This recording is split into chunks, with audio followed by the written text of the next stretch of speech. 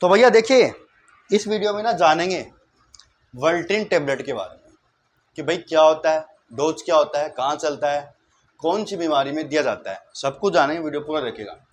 तो दोस्तों, वर्ल्टिन एक ब्रांड आता है अबट कंपनी का। अबट कंपनी का ही आता है, ठीक है। ये आपको 8 mg में मिल जाएगा, 16 mg मिल जाएगा और 32 mg तक ये मिल जाता है। 8, 16, 32। वर्ल्टिन एक ब्रांड होता है, अबट कंपनी बनाती है। अगर आपको ये नहीं मिलता तो आप दूसरी कंपनी का कोई भी ले सकते हैं, अच्छा क्वालिटी का होना चाहिए। लेकिन दोस्तों, ये एलोपैथी मेडिसिन है, साइड इफेक्ट बहुत ज़्यादा करती है। कभी भी बिना डॉक्टरी सलाह से नहीं लेना है, इस चीज़ ध्यान रखना है। सावधानी इसकी सबसे बड़ी यही है, सेल्फ यूज़ कभी भी नहीं करना है। वीडियो का मकसद सिर्फ इन्फॉर्मेशन देने के लिए है, इस चीज़ का ध्यान रखिएगा, गलती नहीं करनी है। तो 8 mg, 16 mg, 32 mg ये बड़े लोगों में दिया जाता है। एकदम छोटे बच्चे होते हैं 2-3 साल के, वहाँ नहीं चलता। थोड़ा बच्चा हो सकता है 8-9 साल का हो, वहाँ चल सकता है आधी गोली 8 mg। लेकिन ये जिस प्रॉब्लम में दिया जाता है ना दोस्तों, वो प्रॉब्लम कम से कम 20 साल से लेके 60 साल की ईयर तक वाले एज में होती है। कम से कम, ज़्यादातर ये बुजुर्ग व्यक्ति में होती है, लेकिन बहुत कम चांस है कि 20 साल की उम्र में हो जाए। जिस डिजीज की मैं बात कर रहा हूँ उसका नाम है माइनी इरीज डिजीज। इस डिजीज को समझेंगे, इस प्रॉब्लम में क्यों देते हैं ये समझेंगे, कहाँ कैसे काम करती है।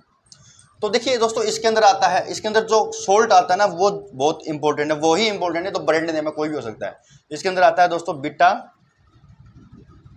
हिस्टीन आता है इसके अंदर 8 mg में, या 16 mg या 20, 32 mg, कोई भी कह सकते हैं। तो बीटा हिस्टीन क्या होता है दोस्तों? बीटा हिस्टीन एक एंटी हिस्टामिन होता है। एंटी हिस्टामिन यानी ये हिस्टामिन नाम के केमिकल मैसेंजर को बनने से रोकता है। हिस्टामिन दोस्तों एक केमिकल मैसेंजर होता है, बॉडी में कोई भी कारण से बन सकता है, चाहे कोई बाहर से कोई चीज़ चली जाए या कोई चीज़ का एलर्जी हो जाए। तो ये केमिकल मैसेंजर होते हैं जो बॉडी को बीमार करते हैं। अब यहाँ पर ये जो एंटी हिस्टामिन है ना, ये हिस्टामिन नाम के केमिकल मैसेंजर के सिग्नल को ब्लॉक करता है।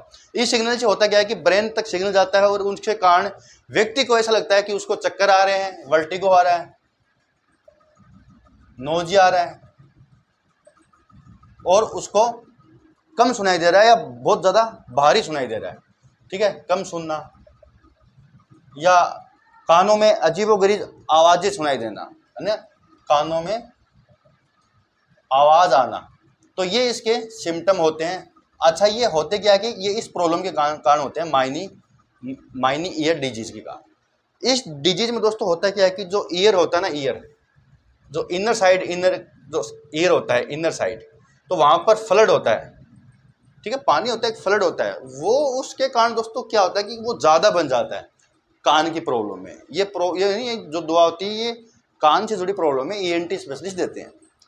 तो ये जो फ्लड होता है ना कान के इनर साइड में, ये अंदर का साइड है जहाँ पर पर्दा होता है, तो ये फ्लड ज़्यादा बन जाता है, जिसके कारण होता ही है कि जो अंदर सूजन भी आ सकता है, इन्फ्लामेशन आ जाता है, ठीक है, रेडनेस आ जाती है, सूजन आ जाता है, ईचिंग चल सकती है और सिग्नल ब्लॉक हो जाता है। वहाँ पर फिर ऐसा लगता है कि ये प्रॉब्लम हो रहा है, और होता भी है। जिसको कान के अंदर जो फ्लड बढ़ा हुआ है उसको ये प्रॉब्लम होता है, चक्कर आते हैं, नोजिया होता है और कम सुनाई देता है, बहुत ज़्यादा भारी सुनाई देता है। तो इनके सिम्टम को कम करने के लिए इस दवा का यूज किया जाता है, बीटा हिस्टीन या फिर वर्ल्टिन टेबलेट का। तो दोस्तों, ब्लॉक कर काम करता है केमिकल मैसेंजर को। ये इस बीमारी का इलाज नहीं करता है, यानी ये दवा इस बीमारी का इलाज नहीं करता है। सिर्फ इस बीमारी के कारण जो ये जो सिम्टम आ रहे हैं ना, वर्टिगो, चक्कर आना, कम सुनाई देना, इनको ही कम करता है, बाकी ये कुछ नहीं करता। इसकी प्राइस की बात करें तो दोस्तों, वर्ल्टिन टेबलेट की ही प्राइस की बात करें तो करीब 190 रुपये की 15 टेबलेट का पत्ता आता है, मिल जाएगा। हमेशा डॉक्टरी सलाह से लेना चाहिए। इसके साइड इफेक्ट अगर जाने इस टेबलेट के, तो पहला हो सकता है कि भाई नोजिया ही हो जाए, ठीक है, थोड़ी उबाक सी आ सकती है। दूसरा हो सकता है इनडाइजेशन रहने लगे, पेट में गैस बनना, डायरिया होना और नींद आने में दिक्कत होना। ये थोड़े बहुत साइड इफेक्ट हैं, इनके अलावा भी हो सकते हैं, अपनी अपनी बॉडी का हिसाब होता है। इसको किस तरह से लिया जाता है? खाने के बाद लिया जाता है, विद फूड खाने के बाद लिया जाता है, आफ्टर 1 आवर।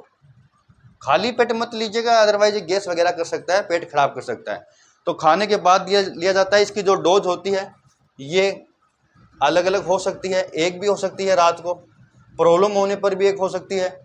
डॉक्टर इसको सुबह शाम करके भी दे सकते हैं, दिन में 3 बार भी हो सकती है।